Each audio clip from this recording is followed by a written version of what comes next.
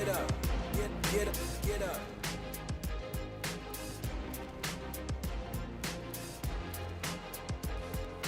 What's up, guys? Welcome back to the Mets'd podcast, episode number 106. Just finished up a series against the Texas Rangers. A nice series win. We finally beat a team from the state of Texas. The boys are pumped. We really haven't beat a team from the state of Texas the entire year, actually. Like a decade. Yeah, this is the first time. Thank goodness. Needed that series win. People were starting to get a little bit crazy out there, starting to say things. That's just not true about this Mets team. So, of course, we're going to go through the entire Rangers series this episode, as well as bring in a little 4th of July action, talk about some barbecues, what we're doing on 4th of July, have some fun, as well as who we would bring to our barbecue, former, past, current, present Mets, whatever it is. So make sure you guys stick around for this episode. If you are not yet following us on social media, at Mets'd everywhere, and if you're trying to watch the YouTube video, check out the Mets YouTube channel. You'll be able to find it there. If you're listening to us, Apple Podcasts, Spotify, Google Podcasts, Odyssey, wherever you get them, drop us a follow, drop us a rating, a review. It really does help us out. Without further ado, James, this is actually the first time we have doubled up on a location that is not my apartment in Astoria. Literally, first time ever for the Mets'd podcast. And, I mean, it's a fantastic weekend of weather in New York. Great holiday coming up. Mets win another series. Things are good. Oh, beautiful weather at the ballpark today, specifically. I've now been to every single Mets game this homestand, which Worst homestand of the year. Which is crazy.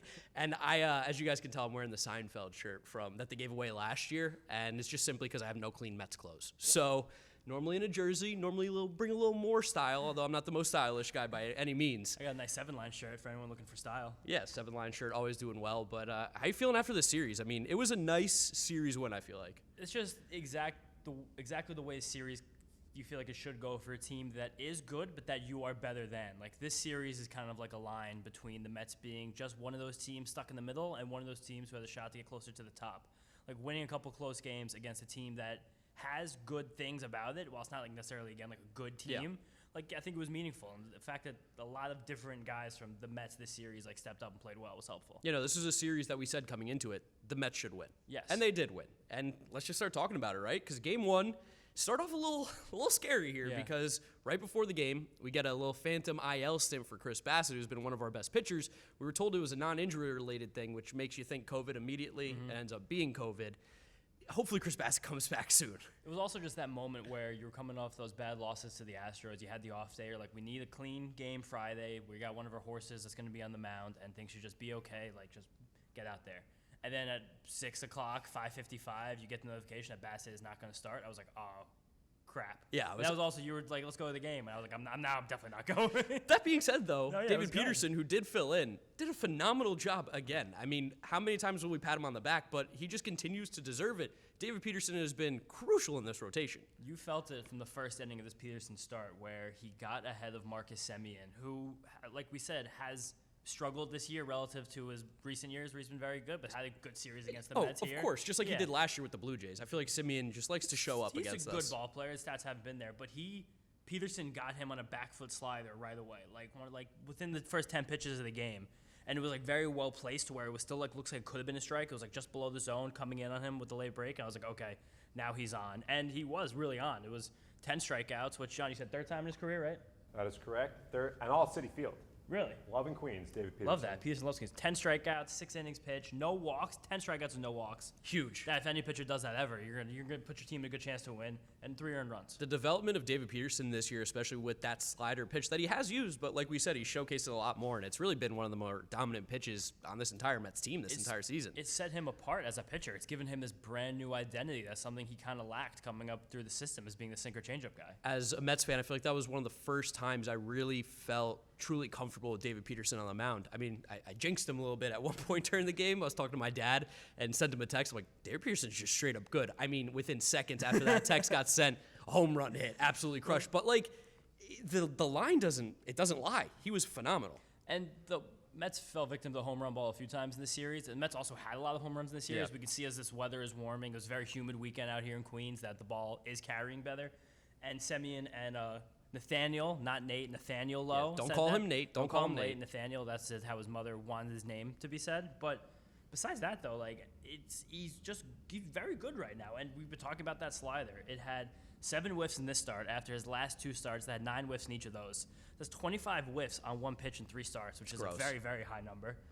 You got, like I said, the Semien one before, not equally. He was getting righties and lefties with it consistently. It's just a really sick pitch. The 10 strikeouts mentioned before matched his career high. 7 of those strikeouts were via the slider that were the most of any start in his career. And this guy's a crazy stat. John's really coming hot with the stats right now.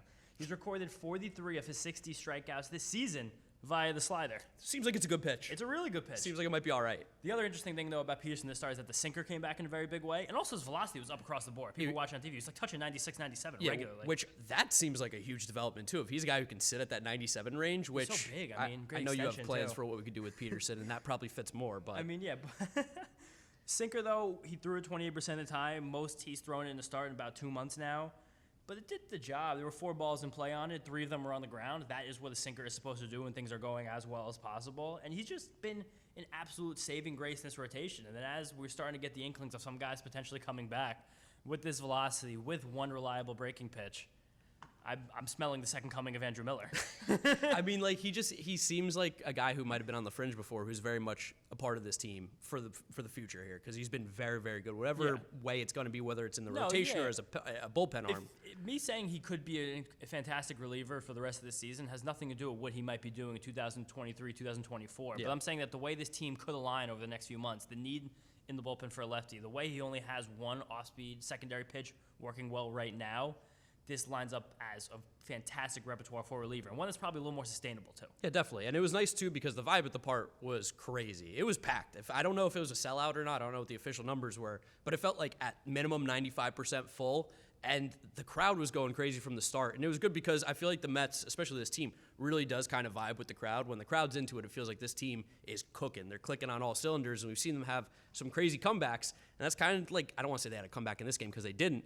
But the Mets were able. They were technically down 1-0, right? Yeah, technically. Like it's not really it's a comeback. Technically a comeback. Yeah, I guess technically speaking it is. But it was nice to see that this team did rally here in the 4th inning. Yeah, and that big 4th inning grabbed us the lead. That would not be relinquished. Lindor had a single, McNeil drew a walk, Mark Hanna, Cheerios, clutch RBI single, and then the big blow being our boy Eduardo Escobar with his first home run of the series. Which was great too because watching the game from the stands, I couldn't necessarily tell, but I was getting texts and I was looking at the game day feed. Eduardo Escobar was not happy with the strike call before he hit that home run. Yeah. And I believe it was either on the next pitch or the following one, he hit the home run, which was, I think, the second time in this series, because I think he did it in game 2 as well. A bad call ended up turning into an extended at-bat for Eduardo Escobar, to which he hit a home run. So maybe just give him like one bad call. Maybe it gets him a little angry and he hits the ball a little further. And I also think kind of the opposite of what we've been saying for a few weeks now. We're in all 3 home runs he hit this series as a left-handed batter.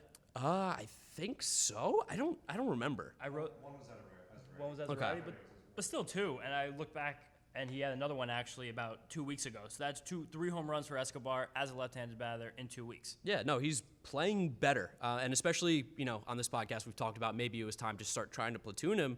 But he was one of the biggest bats this series. We wouldn't have won this series without Eduardo Escobar. No, definitely not. And the lineup just in general on Friday did a really good job of allowing Glenn Otto to kind of get himself into trouble. Yeah. Otto is a guy who's still developing. His stuff, he doesn't really have like an out pitch. He doesn't have great velocity. He's kind of a guy who just like has the kitchen sink. He throws a lot of different pitches, and he likes to hang around the edges. But when you hang around the edges, that leaves you a lot of opportunity to miss your spots. Yep. And there were a lot of 3-ball counts, a lot of deep counts, a lot of men on base consistently. And it was just the way this Mets offense has been successful all year. Just chipping away, chipping away, chipping away. No, it was a really nice, I don't want to say easy game, but it was a nice win in this game for the Mets. Like, the team just relatively played pretty well. Besides the fact that we only scored a run in 1 inning. Yes, like that Yeah. one inning was the whole thing, but it really felt like the Mets were in control pretty much the entire night. Yeah, and there's some rumors going around about the Mets looking for a power hitter to add at the deadline. You kind of got a sense of how great a home run can be for a team. Like, we love RISP, we like hitting with runners in scoring position, but we know that singles at the end of the day are not winning ball games. And singles are not sustainable. We've seen it in these last 2 weeks. As the Mets have gotten a little bit colder, you see a lot of these big run-scoring opportunities come up with nothing at the end of an inning, or maybe even just one. Getting a home run like that really takes the pressure off the rest of the lineup. Well, and there are guys who can't hit them in this lineup, they're just not right now. What was that stat? 18 of the 22 runs were scored via the long ball this series, which is just, it shows you how important the home run is. It really can make or break a game. One swing in the back and score multiple runs. A single, you need to put 4 together to score 1, basically. Definitely, and it's just the nature of singles are kind of random. You don't know where the defense is playing. You don't know how hard you're going to hit it, where you're going to hit it. It's chaos. To get a single home run, it's out. That's it. You don't have to deal with anything else. So Yeah. baseball has been moving that way for a long time now. And John's got Peterson trivia Quick question. trivia question. So on Friday night, 10 strikeouts, no walks. He is one of 7 Mets lefties to have a start like that. Can you guys name the other 6? Johan, That is one. Okay, there's an easy one. Oliver Perez. I had guessed that. Not one, but a great guess. I'm going to throw out John Neese. John Neese, not on the list. Okay. So we have Johan so far. This is Glavine? tough. No. Wow. Lighter. No. Was Kuzman a lefty? Yes, and he is one of them. Okay. So that's 2. Look at you, pitching guy, over here, knowing all the pitching names. Need 2. Man, lefties. I 4 feel 4 like... more. Oh. A couple of them are tough. I'll give you a clue. One of them just went into the Mets Hall of Fame last year. Man, I probably should know that. Why can't I remember it? 1973 I just said hero. I just said Kuzman. No, he was 69 hero. Oh my God, John 73. Matlack. I That's had no idea he was a lefty. You want the other ones? Yeah, give us the other please. ones. We're stumped. This isn't us. good content. The other ones. Glendon Rush. Glendon Rush reference on the pod. Wow, Glendon Yeah, Rush. Glendon Rush. Active on social media. Sid Fernandez, El Cid. Should've got That's- Sid yeah, we Fernandez. should've got And the Sid. tricky one, now a player agent, Chris Capuano.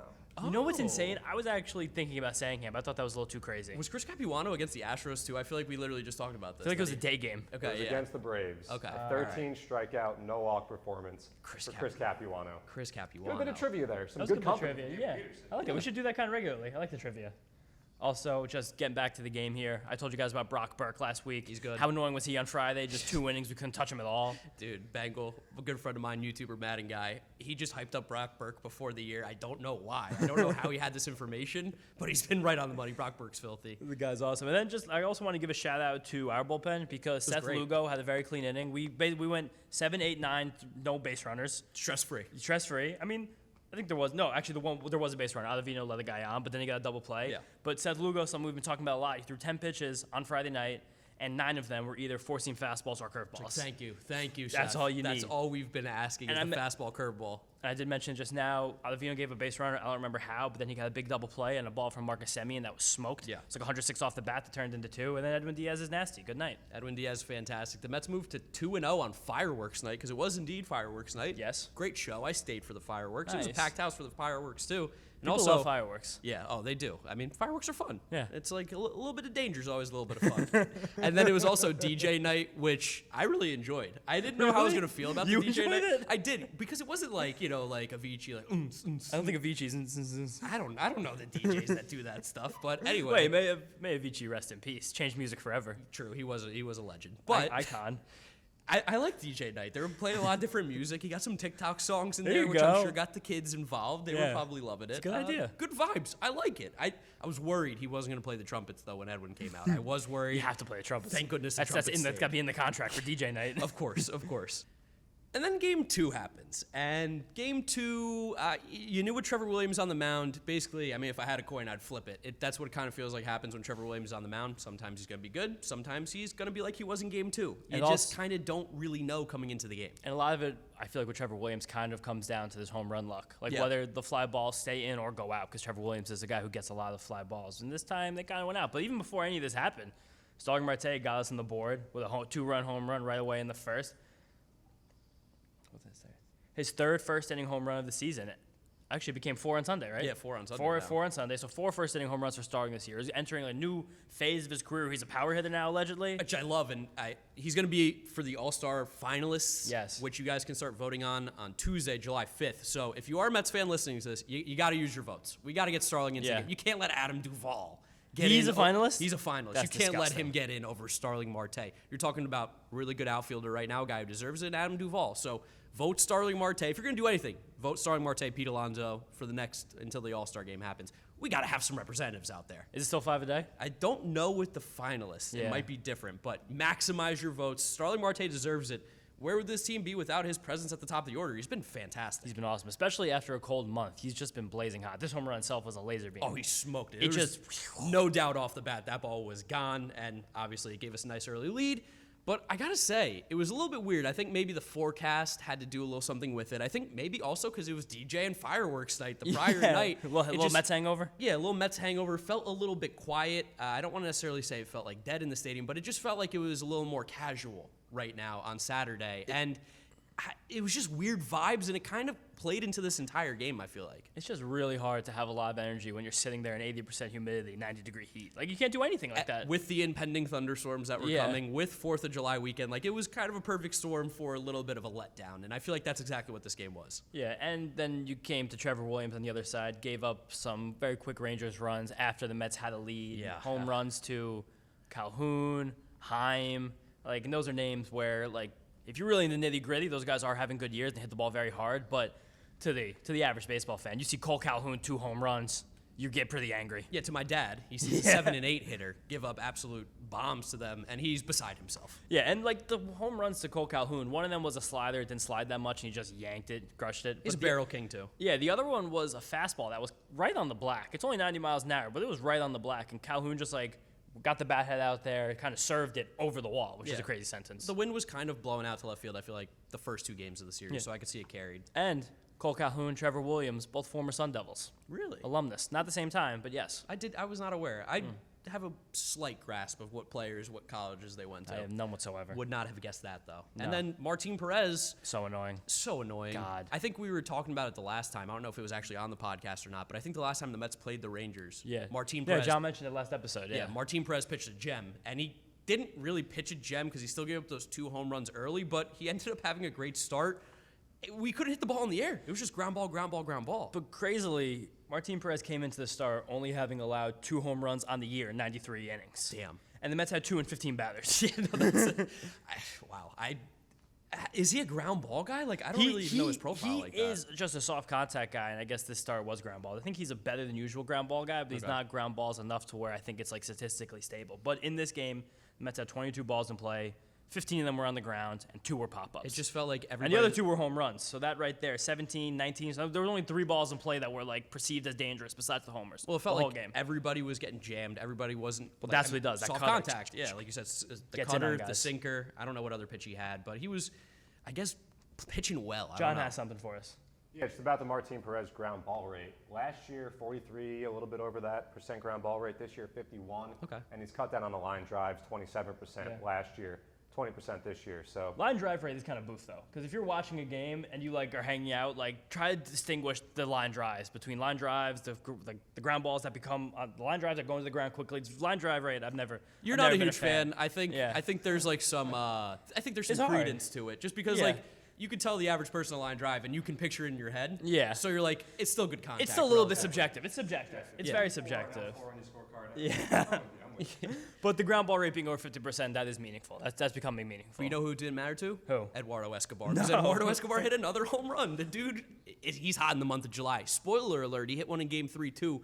Tied for the lead league in Major League Baseball for home runs in the month of July. Fun fact. That was a good meme from the Messed Up podcast. Also, just like Eduardo Escobar, now after this weekend, hilariously, is going to have an OPS plus, WRC plus, like right around 100 again. Right, where and he hangs He's out. just going to hang out between like 5% worse than league average and 5% better than league average forever, indefinitely. And that's kind of just what he does. He feels like a guy who, when he's hot, he's really hot. He's hard to get out. And when he's cold, Nothing. He doesn't really do much. He That's almost hit a Eduardo. second one Sunday, too. He put a I ride know. into one late. Yeah, he hit one hard. On the other side of the coin, though, Luis Guillorme, our guy, Cold to get. it's been ice cold. He probably needs a day off. Colder than the Rockies. Maybe playing a little bit too much. Again, we're not making the decisions here, obviously, but it seems like right now he might just be maybe a little tired. I don't know. He could be. It's also, he's just been hitting the ball straight into the ground for it feels like 2 or 3 weeks now. And if you go check out his rolling graphs, which is, I think, a great way to evaluate hitters, if anyone out there plays fantasy, go on Savant, go on Fangraphs, check out rolling graphs.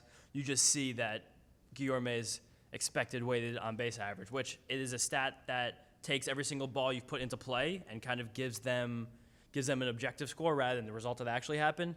So it's like the likelihood of a good result happening from this ball in play, regardless of if it was caught or not, based on exit velocity, launch angle, this and that.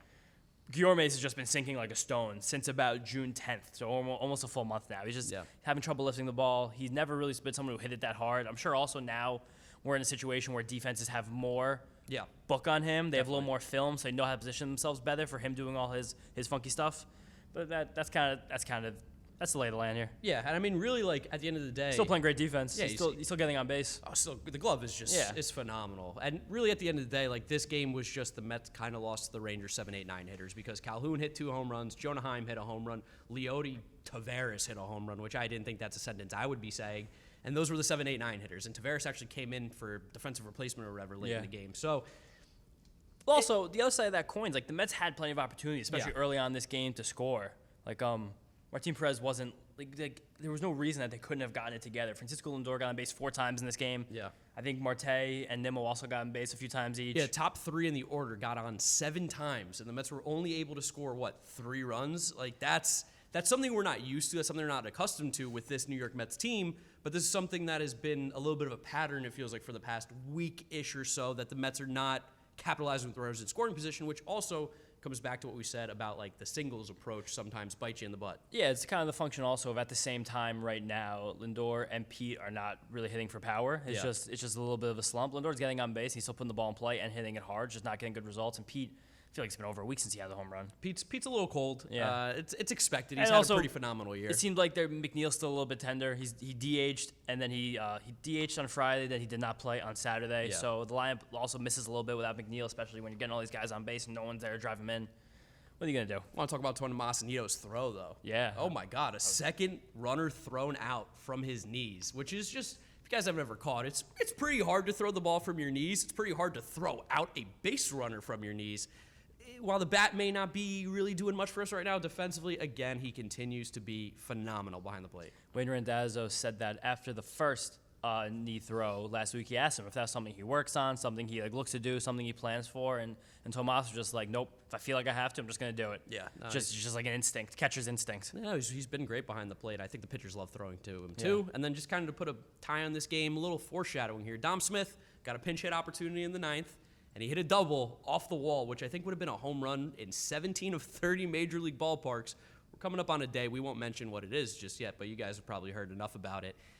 It was good. Dom swung the bat really hard, which I feel like I haven't seen him do all year. And it seemed like in Game 3, he swung the bat hard again, which is, again, a little foreshadowing. Swung the bat hard. Swung it hard. Don't let Dom Smith get hot. That's all I'm saying. All right, and then we got the rubber match, Game 3, which it feels like we have one of these every series. The third game, Sundays in particular, feels like a make or break a lot for these Mets. And luckily for the Mets, again, spoiler alert, we got the win. Keep making 23-7 following a loss this year. This team just loves to fight. And who else but Starling Marte? They get us started again with another first-inning home run. Like I said before, 4th of the year. Get out and vote. Vote. Stuff Starling the box. Marte deserves to be an all-star. I don't know what we can do to incentivize you guys to vote more. I'm using all my votes every single day. You guys should be too. Starling Marte and Pete Alonso. So easy. It takes 2 seconds. Takes 2 seconds. Both deserve it. You can literally do it on your phone. Yeah, literally. And Starling Marte, some more crazy John stats here. He's hit safely in 18 straight games against the Rangers. And that dates back to last year as an Oakland Athletic. That's ridiculous. That's like that's a stat that doesn't matter, but is a cool one. Yeah, exactly. That's a great John stat. And then Marte's hitting .362 with a .393 on-base percentage and .638 slugging percentage in the first inning of games this year. Also just ridiculous. Shocking. Insane. And 9 total home runs already after only hitting 12 all of last year, with a slight uptick in both his pull rate and his fly ball rate. Yeah, which I think makes a little bit of a difference for a guy who relatively hits the ball hard at its hardest, but not consistently, if that makes sense. Marte is one of those weird guys. He's like an exit velocity unicorn where he's always near like the top 10% of hitters in max exit velocity, but always in like the bottom 30% in average exit velocity, both on all balls in play and also on fly balls and line drives. Yeah, no. So it's weird that he's having this power resurgence, but I've said this before, like him being a 20 home run guy changes the way that contract looks dramatically. Oh, for sure. And in the 2-hole, when Nimmo gets on base like he does and this team does, that really helps kickstart this offense, which we saw him do multiple times this series. Absolutely. But the story from Sunday is definitely Carlos Carrasco, who's coming off 2 pretty bad starts in a row. Both of them coming against Houston Astros, though, so it's weird that you have 2 straight starts against one team who also happens to be one of the best teams. Yeah. You get crushed in both. So people were a little bit dicey on Carrasco. I was in a couple fantasy leagues where I saw Carrasco get dealt this week. But yeah, you got to pick him up if you got the Someone chance. in a dynasty league, this is going to be a real niche dynasty deep track. They traded Carlos Carrasco for Caleb Killian. That's the quadruple A guy in the Cubs. I told him not to do it. That person should have to forfeit their team. I mean, that's just like, Carrasco's still a guy who's decent, and you come out for this game and you still see that he is a veteran, savvy pitcher with a lot of tools in his tool bag. 5 2/3 innings pitched. Really tried to get him through that 6th inning. Crowd gave him a nice ovation when he got pulled. 6 hits allowed. They were mostly scattered. 1 walk. 1 earned run on who else but the Jonah Heim solo home run that was smoked. Jonah really got Heim. around on one. Jonah Heim really loves to make me look stupid. Yeah, I also switch hitting catcher. You never see that. No, like a unicorn. Yeah, unicorn. And the big number, 8 strikeouts from Carrasco with 20 whiffs. Season high in whiffs for Carrasco, and the first time he hit that 20 whiff line as a Met. The last time he did it was September of 2020, still with the then Cleveland Indians. He's just he's such a good veteran arm that we can look to every 5 days. And really, outside of the Houston starts, the numbers have been really good this year for Carlos Carrasco. It's fantastic, as good as you could expect. 3.79 ERA, which is basically where most of the projection, even the most optimistic projection systems had him before the year, kind of between 3.75 and 4.25. 9-2 record, not a wins podcast, but that's pretty cool still. Yeah. 3.06 FIP, which fielding independent pitching. How should we explain FIP? It's like ERA, except you're only counting what a pitcher can control: strikeouts, walks, home runs. Yeah, not opposed Taking defense out of the equation. Yes, and a 24.5% strikeout rate, which is a hair above league average against everybody not named the Astros this year for Carrasco. Yeah, but huge bounce back start. Huge. Huge. I really love seeing that, and especially when some people are getting a little bit nervous. I feel like this should calm your concerns. Yeah, absolutely. And the big thing with Carrasco to limit the damage in this game was that both of his secondaries were working very well. The changeup was on another level. It's probably the best his changeup has looked this year. He dropped one in the first inning, and I was like, oh, that's a nice changeup. You're like, that's a pitch we don't see often. Yeah, we saw a lot today. 32% usage rate, 11 whiffs on 20 swings. Fantastic. Doing everything it had to do. And that also was, I think, kind of a counter move to a Rangers team that is very, very aggressive and has been all year. Rangers is one of the highest or the highest team in swinging at the first pitch this year, at the rate they swing at the first pitch. Yeah, one of the highest. Interesting. One of the most aggressive teams in baseball. Drop some changeups on them. That's funny you mentioned that, too, because I feel like I noticed that Nimmo this series in particular was swinging at a lot of first pitches. And I think, John, what was the percentage of that? It was a little over a third of his plate appearances. He swung first pitch. And to your point about Texas, they put the first pitch in play 19 times during the series. And you were correct. Highest first pitch swing rate in all baseball. That's ridiculous. But savvy veteran plus Jeremy Hefner throw a bunch of changeups. These guys are probably going to swing out of their shoes at him, especially because Carrasco throws a bit of a hittable fastball in terms of velocity and shape. Sure, yeah. It's by no means 99. No, it's not really like a great riser. It's not like the sneaky Joe Ryan fastball. It's like 94, but it comes on you really quickly. Yeah, and to be fair, the Mets also went up against John. Not so great. Shout out to John for that pun. That was a good one. Can we get a ba-dum-tsh? Yeah, John Gray is just a guy that we would have liked the Mets, I think, to pursue in the offseason, but it was because there was something always there, and it just feels like he maybe still hasn't found it. No, I mean, first-round pick still is sitting 96, 97 as a guy on the other side of 30, but they really just got that sweeper moving for him over there in Texas. Someone we missed this series, Dane Dunning, also developed one this year. It seems like a motive of the Rangers' new revamped analytics and development department trying to push this pitch. And that pitch was gross. Marte did hit the home run on it in the first, which is kind of funny because I was talking about that pitch and talking about it with you, and right off the bat, Marte went down and got one and sent it out. Crushed it. But the rest of this game, 10 whiffs on 19 swings on that pitch. Yeah, I mean, it was definitely... It's definitely an out pitch. It's really good. It's just his fastball is weird. It doesn't move the way a fastball looks like it would move. It's like Coors broke him. And he did kind of keep the Mets under control after that home run, and the Mets didn't really get a scoring opportunity again until the fourth inning, which was the weirdest way to score ever, with Pete Alonso getting a strikeout double. And yes, you're hearing that correctly. Pete Alonso struck out and ended up on second base. Just a kind of wild. What's the sequence of plays that happened? Jonah Heim defensive masterclass. Yeah, exactly. He helped me out with that one, at least. That Jonah Heim messed that one up. And then Jeff McNeil back in the lineup, looking a little bit better, looking a little bit healthier. The classic Jeff McNeil double, which you got to love, drives Pete in. McNeil, he's just such a good hitter. I know we say it every episode, but for a guy who I feel like he didn't get the love that he should as an all-star. He's not even a finalist, which is ridiculous. It's crazy, especially statistically for second base in National League with Ozzie Albies and Jazz both dealing with injuries right now. I don't know who else should be there. Ozzie Albies hasn't played in a month. And he wasn't really playing that well when he was playing. No, he's an average second baseman really at the end. No, he's a good bat. But McNeil up to a 387 batting average, runners in scoring position, 5th in all of baseball. That double was also the 100th of Jeff's career. I'm the doubles man right doubles here. Man I love right a good there. double. Triple Let's go, digits, Jeff. baby. And there's a funny one that we got from that we got internally here from John.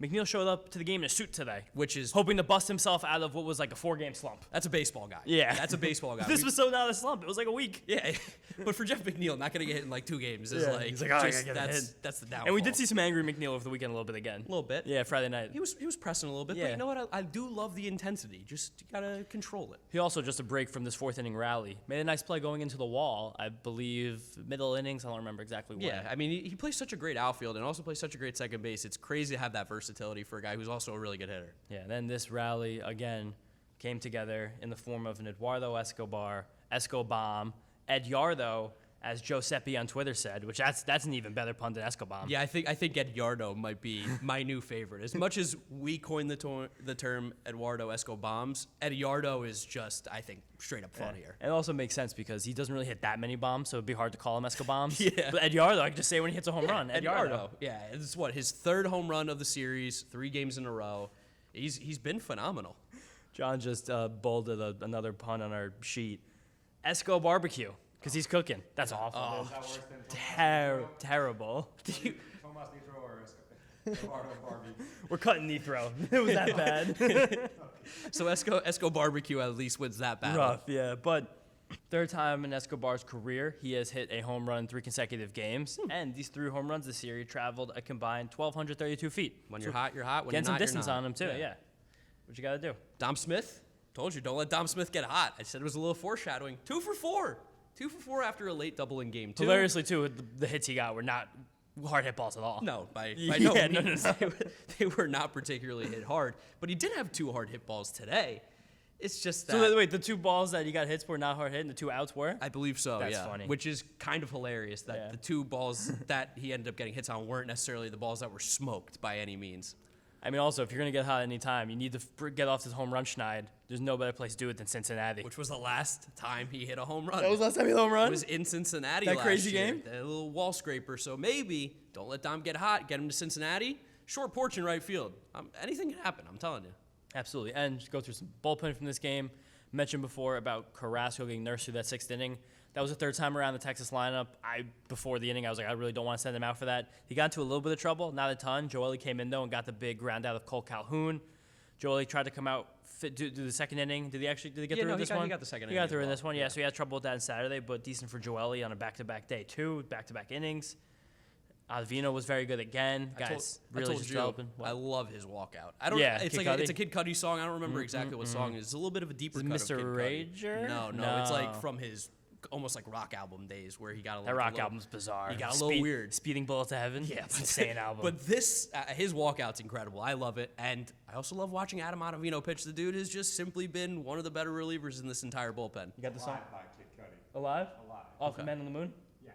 Oh, Nice. that's Great a good album. Great That's a good album. one. Came out when we were like in middle school. That was like rap music. Yeah. Rap music. This is This good is cool. stuff. And then just tie a little bow on this game. Edwin Diaz, nasty as hell. He hilariously got into like the most trouble I feel like he's gotten into in weeks with a leadoff walk. After only walking one guy the entire month of June, he walked his first batter in July. And then Jonah Heim got a hit to right Yeah. field, and I was like, Jonah Heim, go back to Texas or go back to Buffalo, wherever. I don't care. Just get away from the Mets. I don't want to see Jonah Heim anymore. He had a great series. Also want to shout out Edwin for winning reliever of the month. He had a great in month. June. 1 walk, 21 strikeouts. He faced 37 batters. He struck out 56% of them. That's like not even video game numbers. No, it's better. I don't think you could get a 56% K rate with Edwin Diaz and MLB The Show. That was like when James Karinchak blew up because he was using sicky stuff in the minor leagues. And he was rocking like 50% K rate in double A. It was blatantly cheating. Yeah, but it's all right. Still got the results. But that's what Edwin Diaz is doing in the major leagues to professional hitters. And you mentioned the 1 walk, just for fun numbers, 2% walk rate. Yeah, great. That's fun. That's fun to throw That's it a out fun there. one. But hey, Mets. But K minus walk rate, 54%. That's absolutely insane. The Mets really, though, at the end of the day, series win. Yes. That's what we look for. Had to do it. Was the quality of baseball as great as we hoped it was? No. We know that the Mets team can play better. We know that they will play better. But it is at least kind of comforting to know that the Mets, even when they're not clicking, still win games. Yeah, and again, like you're a better team than this team. You have mostly better players, and you can just go out there and win a series. Yeah. And it wasn't like I guess the Jonah Heim thing from Sunday was a little bit fluky, but the overall, you just feel like you beat them. Yeah, definitely. Like Comforting. The Mets were the better team, and they beat the worst team. That's exactly how you draw it up. And we've been talking about the Mets' lack of power this series. Mentioned it before. 18 to 22 runs in this series coming via the home run. That's combined 22 runs from both games, the entire series. 18 of them from the home run. So also cool that the Mets could get into one of these like home run things and actually come out on top. There's a reason chicks dig the long ball. That's the king of baseball right there, hitting home runs. Most sustainable ways to score runs. Chicks know that. Yeah, of course. They're deep into the stats. Yeah.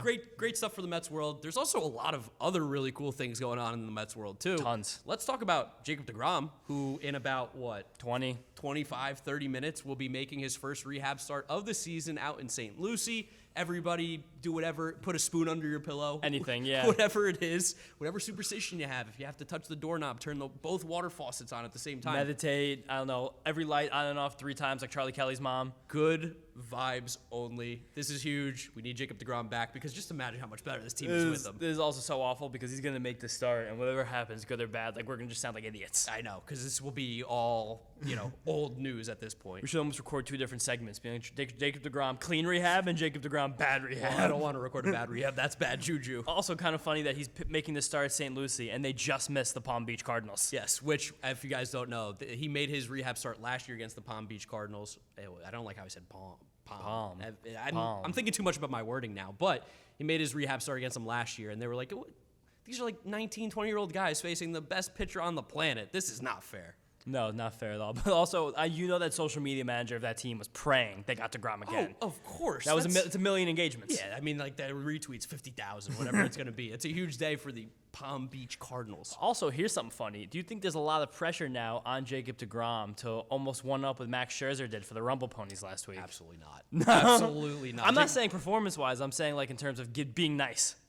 Ooh, I didn't think. Yeah, that is true. Because if you guys out there don't know, the story that went around Twitter and Instagram over the weekend, in Max Scherzer's most recent rehab start for the Binghamton Rumble Ponies, not the Binghamton Mets. I can't screw that one up. He spent an alleged $7,000 on dinner for the team, steak for the minor leaguers, and Santa Claus style got every single guy AirPods, which is hilarious. Left them in their locker. It's also like kind of funny and sad at the same time to think that minor league baseball players don't have AirPods. No, I mean probably not. Yeah, which is crazy. It's crazy. It's absolutely make like $11,000 a year. Yeah, but shout out to Scherzer. He's a PA representative, and he's absolutely supporting the boys down in the minors. Yeah, and Scherzer got a lot of really unnecessary flack during negotiations because he had a Porsche. Yeah. But like he also has earned hundreds of millions of dollars in his career. Just a few. Also nice that the Nationals paid Scherzer some money on deferment day, July 1st, otherwise known as Bobby Bonilla Day. But we don't think that. We don't need to talk about Bobby Bonilla No. Day. And also Scherzer. We're recording this on Sunday. Tuesday, we'll be making his first start back after his little stint on the IL out in Cincinnati. Put your spoon under your pillow. Everything that applies for Jacob deGrom. Do the exact same thing for Max Scherzer because we know how sick he is when he's on the mound when he's healthy. And to be fair, he said he needed that extra rehab start because he wanted to know how to prepare and get his body ready with the injury that he did have to continue to pitch this season because he doesn't want setbacks. He wants to be on the field. I can't wait to see him pitch Tuesday. Everybody light some incense, just hang out, be serene, and like just natural. Just be calm for the Scherzer start. And all things considering, the Mets went 24-16 without Scherzer. Like, that's pretty impressive, missing one of the 5 best pitchers in baseball, along with missing Jacob deGrom. Over a 162-game pace, that's like... Hey, quick math. Here you go. Come on. All right, we're 8 games over 500 there. Come on, Ohio State. 8 times 4, 32. That's like 32 games over 500 for the season. That's pretty good. Yeah. 97-win pace. 97-win pace without Max Scherzer. Not bad. Against really good teams. Hardest month of the season, strength of schedule-wise. Until Mets have no pitching. So. No, Mets have no pitching. Mets have no talent. Mets can't beat teams. But they went a 97-win pace against some of the best teams in baseball without Max Scherzer or Jacob deGrom. Yeah, okay. Pretty good. Not that bad. And then to talk about maybe a little bit different, because deGrom and Scherzer are a little bit of elder statesmen, I would say, on this roster. How about a youngin, Francisco Álvarez, getting some news now? Well, we have the source Mark Luino said last week he could be a star. Yeah, I said this guy. I didn't say he could be a star. I said he is a star. I put my stamp on it. I'm ready to die on the hill of Francisco Álvarez being great, and got a call up to AAA soon after my quote card went out on the Mets Twitter. I mean, we work for the Mets. I guess they hear these things now. What was it? Max Scherzer was giving rave reviews of Francisco Álvarez, and apparently, people in the team, we're technically with the team now, With the team, giving some reviews. But also, like, there's a lot of people in baseball who would tell you, someone who we know and trust very much, someone, Matt Eddy, we hope to come on the podcast soon, talk about the Mets' new top 30 coming out of Baseball America soon. He said that he thinks there's other people who do believe that Francisco Álvarez has the best bat in the minor leagues. His bat's sick. Like, in terms of player, like, you get the Corbin Carroll, some people will probably tell you Jordan Walker, but in terms of just someone who hits the ball really hard, I don't think anyone does it better than Francisco Álvarez. I saw a stat about our minors guys with Álvarez and Vientos, who are going to now be in the lineup for the first time ever together, which is interesting for guys who are top prospects. Also, not that different in age. Vientos like 22, 23. Just slightly older. You have to remember Álvarez is 20. So, he's really only been playing the minors for a couple years here. Pup. But those two guys have the most home runs of any minor leaguers combined since the beginning of last season, I believe. So that's like a fun kind of random stat that they incredible. have the 2 most combined home runs of teammates in an organization. I love that. Maybe they'll both be doing that here soon. Hopefully, they keep swinging the bat like that. Those guys are going to skyrocket to the majors in no time. And we've been getting a lot of trade questions soon. I think probably next week we'll do a big trade talk. Yeah, I would at least say once. after the Marlins series, maybe. Marlins 4-game series will be a little longer. Maybe just right after the Reds, like the weekday series. We'll do some trade talks. If you guys are following us on Twitter at Mets'd, make sure you start tweeting us maybe your trade ideas, trade players that you want to hear us talk about, because we'll be happy to answer those questions. I've told everybody I was not responding to any trade tweets until July 1st, and one of my more loyal followers, he hit me with like 3 trade questions right on July 1st. I was like, I got you. I'm answering them all. I gotta respect that. He had that date in his calendar ready to ask you. I was like, July 1st. I don't want to hear it. I don't want to hear it till then. And start talking about the Cincinnati Reds preview, because, of course, we have a very patriotic series coming up against Cincinnati Reds out in Cincy. What are the pitching matchups, James? Pitching matchups of the series. Game 1 on Monday, 4th of July. Bizarre 6:40 game on the 4th of July. Ew. I know. 6:40? I know. I'd love a day game tomorrow. Is Cincinnati Central Time? Nope. Okay. It's all right. Ohio. Ohio doesn't get Central Time. No, it starts Chicago. That's baffling to me. All right. You're not a geography guy. I don't go to the Midwest. No, I spent a lot of time there. Taiwan Walker versus Hunter Green. Hunter Green is really unbelievable. cool. For Mets fans that don't know, he sits like 101. Which is like a crazy sentence to say out loud for a starting pitcher. But the crazy as that is, I'm sure the broadcast will talk about this ad nauseum, but Hunter Green's fastball actually gets crushed. Yeah. It's one of the least productive pitches in baseball in terms of both run value and xWOBA. So it's a pitch that gets hit. The real out pitch for Hunter is his slider. That pitch is disgusting. No, the slider's it's really a frisbee, yeah. And the more he throws that pitch, the better his results are. So hopefully we're not having a big slider game. Happy to face him in not Citizens Bank, in Great American Ballpark. Oh, I always also get those two confused. Yeah, well, it's a lot of banking going on. A lot of banking going on out there. But Tuesday, we mentioned it before, the return of Max Scherzer to the New York Mets rotation. I just can't even put it to words how happy that makes me. Really Also, excited. facing off against Nick Lodolo, who's also making a long-awaited return from a back issue that sparked up for him in April. For those who don't know, Lodolo, he's also a rookie, much like Green. They've kind of ascended in the Red system together as two of their prize jewels, pitching prospects. Lodolo he's like a big, lanky dude. Lefty. Lefty. He comes at you hard with a sinker. I think he also has change-up slider, correct? Don't get me wrong there. Yeah. Funky, weird stuff. Two young pitchers with a lot of flashy pitches. And then Wednesday, the Mets actually don't have a starter named right now on the schedule. I think they're probably saving that for Bassett if he's cleared. Yeah. Facing off against Graham Ashcraft, another night game. All 3 6-4 starts. Graham, you're not hip to Graham? Graham Ashcraft? You're gonna look at Graham Ashcraft and be like, holy crap. Can I say crap?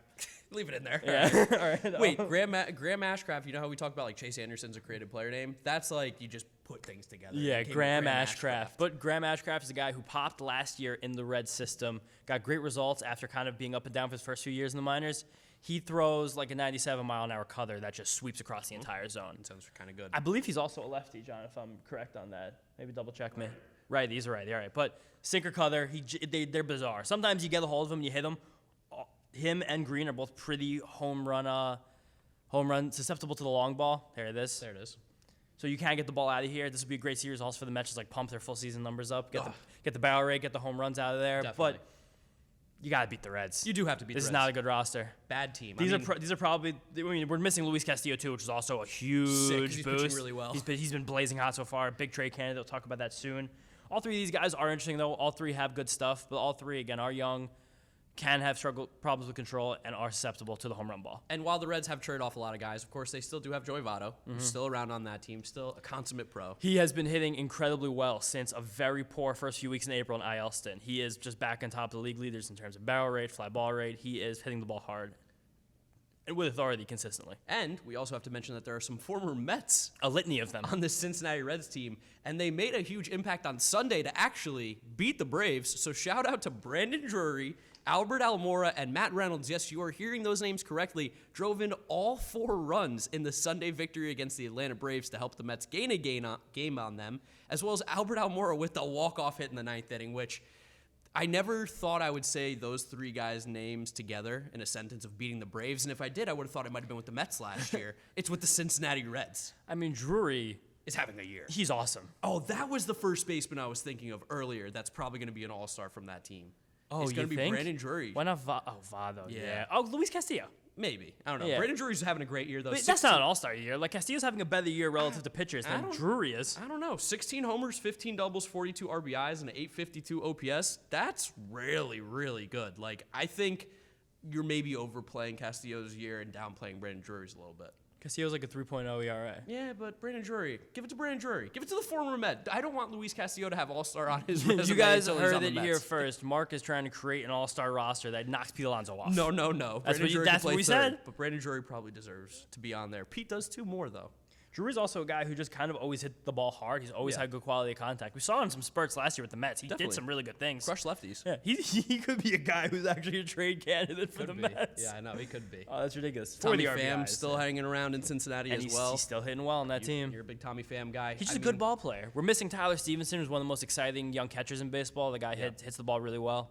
And, I mean, is there really anything else to talk about this Reds team? Oh, Edwin Diaz's brother. Yeah, that would be cool. Probably some good Instagram, TikTok opportunities for those guys. Definitely. Alexis. Edwin's better. It's just Significantly, kind yeah. of how it is. Art Warren's fun. I don't know if he is actually healthy right now or if he's pitching. He's not looking great. So. Oh, he's not? No. He was really good early. He's got 7 ERA. Wow, Yeah. when did that happen? The Reds. You Yeah. play in Great American Ballpark. Also, it's just gonna another happen. former Met, brief former Met, Hunter Strickland. Yeah. Talk about home runs. That guy loves giving up home runs more than most people love their family. We would love to see Hunter Strickland at some point during this The series. guy's addicted to giving up home runs. We saw last year in the brief stint with the Mets. He loves giving up home runs. This is a series the Mets have a chance to really, really do some damage, And- separate themselves a little bit. and again. we remember last year what happened that series in Cincinnati. Chaos. It's chaos baseball. Chaos baseball. You're going to see pop-ups that go 10 rows back. It doesn't make any sense. But the Mets have good hitters, so put the ball in the air, make things happen. They should have no problem against Cincinnati. That could be the draft deck Mark quote card from this episode. The Mets have good hitters. Yeah, listen. Sometimes it's not about how deep and thoughtful your quotes are. It's just about getting the right information out there. And the Mets, they do have good hitters. And there's a chance we go to this series with Taijuan, Scherzer, and Chris Bassett, who, for all intents and purposes, have been the Mets' 3 best pitchers over the last month. Yeah. Maybe David Peterson sprinkle him in there, but these are the 3. I guess Scherzer's not been the best pitcher over the last month. He hasn't pitched, but I'm gonna give him that nod. Yeah, I think he he deserves allows it. Yeah. But I mean, hey, let's go win another series. Let's go win another series, and let's have another happy episode. We like the episodes when the Mets win series. And it's a holiday episode, 4th of July. Have some fun. Yeah, hopefully you Have a guys dog. are enjoying your holiday responsibly. If you're listening to it on 4th of July, happy 4th of July. If not, hope you're feeling better on the drive to work. I'm sure a couple of you are having a little bit of a rough commute the next morning, but thank you guys for listening. Thank you for watching, however you are doing it. Make sure you're following us on all our social media at Mets'd. If you're looking for the YouTube video, again, it is on the New York Mets YouTube channel, so make sure you go subscribe over there. If you're listening to us, Apple Podcasts, Spotify, Google Podcasts, Odyssey, wherever you listen, drop us a follow, drop us a rating and review. It really does help us out. Follow James on Twitter at James Shiano. Follow me at Giraffe Neck Mark, and we will catch you guys after the Red Series for episode number 107. Peace out. Peace out, guys. See you next time. Happy 4th. Get up, get up, get up.